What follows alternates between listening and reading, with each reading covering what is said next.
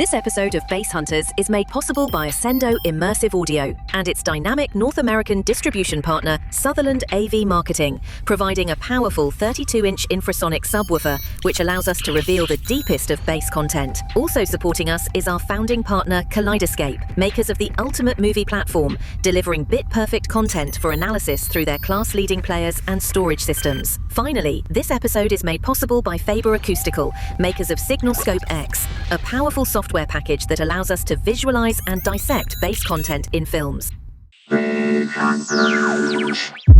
Coming up next on Bass Hunters, we've got the smash hit Sinners.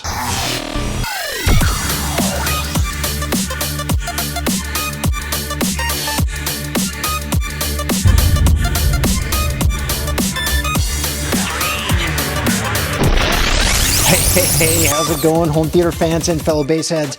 I'm Todd Anderson with avnirvana.com, and today on Bass Hunters, we are checking out one of the bigger theatrical releases of 2025. And the version we're analyzing today was provided by our great friends at Kaleidescape. It dropped on the Kscape platform on June 3rd in 4K with Dolby Vision and Dolby Atmos sound.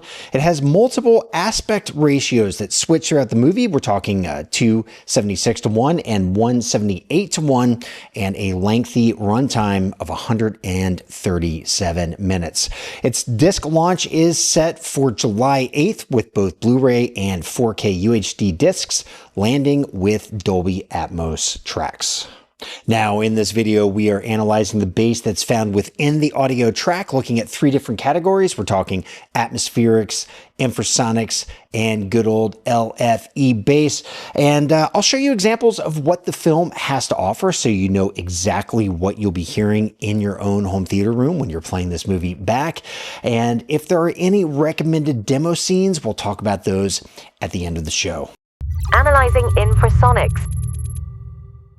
All right, for this part of the show, we are leaning heavily on our Ascendo 32-inch infrasonic subwoofer to reveal all those nice little infrasonic details that exist down below the 20 hertz mark. And unfortunately, when it comes to this movie, there's just not that much meaningful detail down there. I mean, in many regards, that piece of equipment had the day off while I was watching this movie, but that's not the case with our next Bass Hunters film. It's already been watched and analyzed, and if you're into infrasonics or if you're curious about them, that is definitely an episode that you'll want to watch.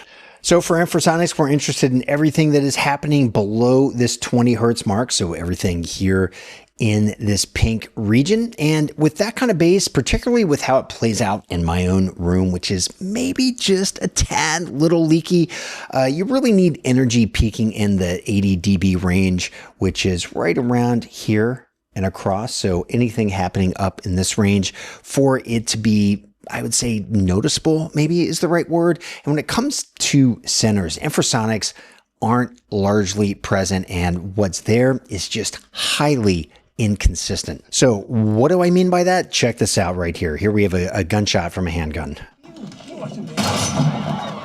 And you can see right there, we've got a nice bit of infrasonics. This is actually one of the better moments in the entire movie. And this happened right at the beginning of the movie. We have a peak right around 85, 86 dB right there. And we're talking about 17 or 18 hertz. So yeah, a nice little pop of bass. And then moments later, same scene, same gun, pretty much the same camera angle. And we're given this.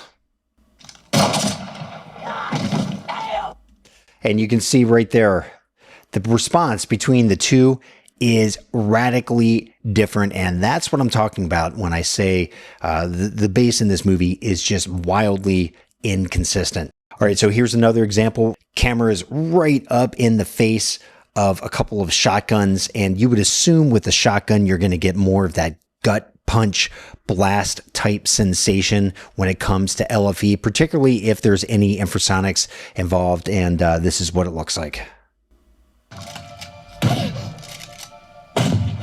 Yep. So yeah, more guns and little to no bass response. And when it comes to infrasonics, there's basically nothing there. You can see it right there. And these are just those moments in a film where a bit of heft in the low end would give these scenes so much more life and impact. Here in this moment, we get some heft And then we also have this barren landscape of infrasonics and gunfire. Even with something like a truck exploding, we're really left with not all that much.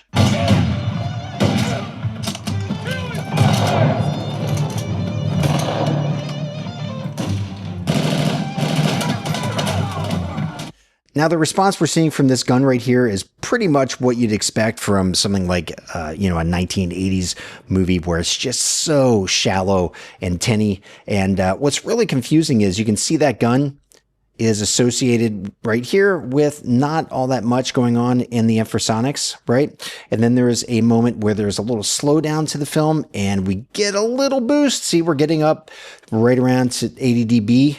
Popping up to around 84 dB there for just a moment. Then we go back to live action and the gun just sounds so shallow.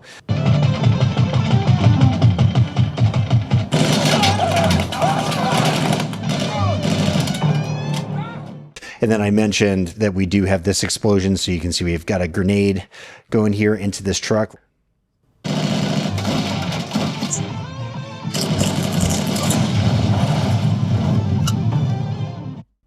So, yeah, I mean, folks, yes, there's some activity there, but it just comes across as really weak. And this film is riddled with moments where infrasonics could have come into play. We're talking about moments with cars, with a train, and as you just saw, explosions. And it's not as if they weren't capable of giving some depth to sound, and you're going to see it right here with the beat to this music. Check out what's happening right here in our 10 to 20 hertz range.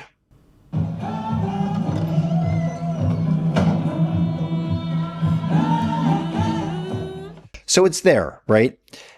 It's not very powerful, but it's there. And what's confusing to me is you can have that kind of experience, that kind of almost visceral experience with the movie at this particular scene.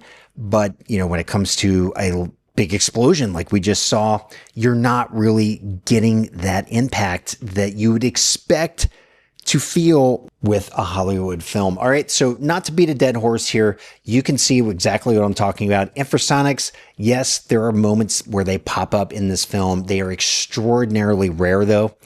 And, when they do make an appearance, inconsistent, and also just in terms of the overall power of what we're being given, it's on the low end of the scale. Base textures detected. Switching to atmospheric sensors. All right, so let's turn the page and check out what we have in terms of atmospherics. And I hate to break it to you folks, but what we find is pretty much what we're given with infrasonics, and that is missed opportunities and inconsistencies. Now, for this part of the show, we're talking about things that are happening above 20 hertz. And, we just have this general thinness in bass that leaves many scenes lacking life. Here's a look at a moment where you'd expect some nice touches of atmospherics. We have a car. You can see that there's really not that much happening here. I mean, this is right down around 54 dB, totally lacking in energy. And this is a moment where they could have added a nice little rumble to the scene to give you a feel that you're riding along in a car down an old road. Now, here we are 35 minutes deeper into the film. Same exact car, same camera angles, everything. And this scene is even more flat with very few touches of atmospherics up through about 120 hertz at all. That's what we playing for. That real money. You can see it right down here in this range. Before we were getting some peaks, there we got a couple guys popping up right around 48 decibels, but boy, really nothing to speak of. Yeah, and that right there pretty much drives home that theme of inconsistency. There's no logical explanation as to how you could have the same car, same camera angles, and you're getting a totally different response. They're basically on the same exact road, and just a few minutes after that, a much larger vehicle, almost like a pickup truck type vehicle, is introduced into the scene, and that also just brings nothing to the table. All right, so let's take a quick look here at the arrival of a train, and I immediately think back to that Great Western 310 to Yuma. And you can see here, yeah, we do have some atmospherics, but again, anemic.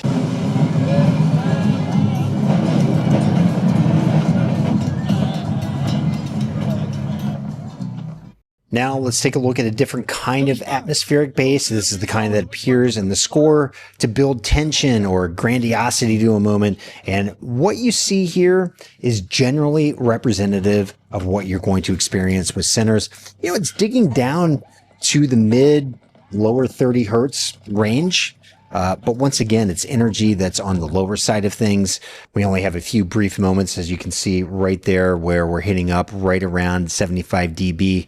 And then just a few moments later, we have a little bit of a jump scare paired with that same kind of bass. And while impactful, it's still very much weak in the punch.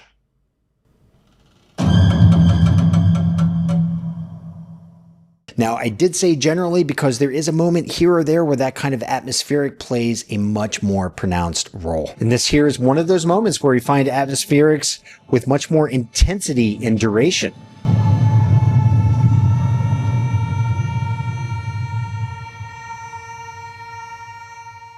And you can see right there, we have bass that's hitting well up into the 90s. This is about 94 dB in the 40 hertz range, which results in a nice bit of warmth, but also a tangible impact. And I have to say, and I alluded to this earlier, the mere presence of this kind of presentation that you're seeing right here just makes the rest of the film's bass, whether we're talking about infrasonics or LFE bass, just feel disjointed because so many other moments in the movie are just missing out on the warmth and the punch of that low-end energy.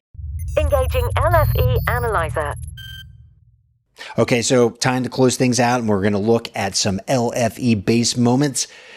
Is this going to turn into a little bit more of a positive spin? I can't really promise anything. Look, I hate being negative on the subject, especially when it comes to a really fun movie like this. Just calling it like it is. And unfortunately, this movie is a lot like it is. So we've already looked at examples of gunfire in terms of infrasonics, and those results translate to the often anemic and inconsistency of LFE bass, which again, much like atmospherics, we're talking about things that are occurring above 20 hertz. Now, let's look again here at this rather pronounced gunshot here. Remember, with the infrasonic analysis, we were marveling here at how it had reached up to around 86 decibels, but notice the drop off from there. And folks, right around here is reference level. And a lot of times when we're talking about gunshots and films, we are hitting up in this 90 to high 80s territory, oftentimes right up in this range.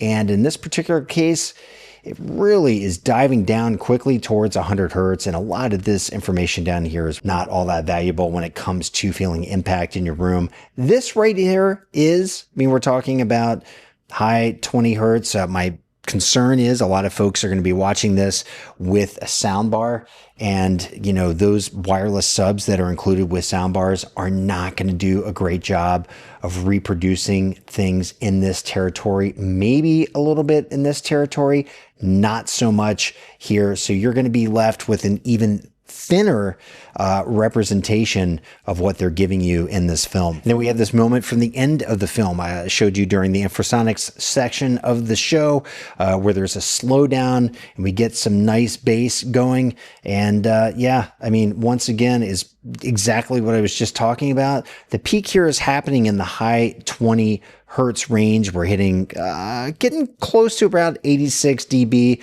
which is a nice bit of bass. And then there is a drop off from there. So again, if you have an underpowered system, this information right in here is not going to be a whole lot of use to you. And what you're given here is just not all that impactful. And of course, the rest of the gunfight isn't even close to what I was just showing you. Now, in terms of LFE bass, this explosion right here, I don't know. We're getting some nice little bass right here in the 50 to 60 hertz range. That's a nice little pop. It's not all that big of a kick, though. Let's give this one a play once again.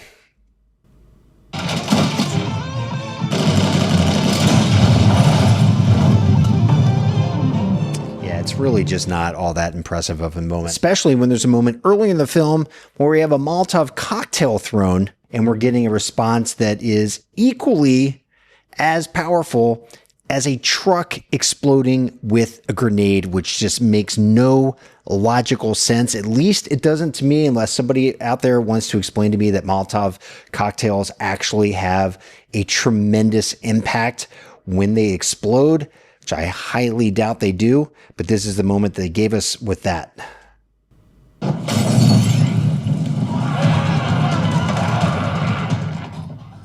Now, when it comes to LFE bass, really your money shot is going to be the beats that are embedded in some of the music. I would say they're the most robust and repeatable thing that you're going to find throughout this film. Just for copyright reasons, I'm not playing the audio here, but this right here is just one of a couple of moments where a song has a decently pronounced low end that just adds that kind of feeling to the moment in a film. And here's a look at the other moment. You can see here right in the bass region, we're getting a nice healthy pump of bass. And we had looked at this earlier in terms of infrasonics, but also on the LFE side of things here above 20 hertz, getting a nice rise and fall. It's a nice beat, really energizes your room. In terms of effects that are matched with hard hits or collisions, they're also lacking pop. And you can see here we have a collision, a guitar to the head. And this one was trending in the direction of being a gut punch moment. You can see the rise right there. But again, 75 dB right there. This is all taking place just below there. Maybe a couple peaks here and there, but they're extremely brief. Just really a scene that could have been much more powerful. It just ends up lacking overall energy. Assimilating data and generating bass analysis scorecard. And right there, you see the scores. And folks, it pains me to have this be the report card for this film when it comes to bass. Look, no doubt, this is a creative movie. It's well deserving of its popularity, its praise. It's a lot of fun to watch. But if you're looking for nuanced and textured bass with power and depth, not to mention a presentation that's consistent in how it's deployed, you're not going to find it here. All right, folks, no big surprise there. I'm sure when it comes to this film, there are no recommended demo scenes when it comes to bass. My recommendation to you, sit back, relax, and enjoy the movie for what it is, and just lay to rest any notion that you're going to find content in this movie that will make your subwoofer sing. All right, like, share, subscribe. Make sure to come hang out with us on the home theater forum at avnirvana.com, and definitely come back for next week's Bass Hunters episode, where we look at a film that I believe was released about 6 years ago. And I'll leave you with this. It is loaded with reference quality bass. We'll see you next time.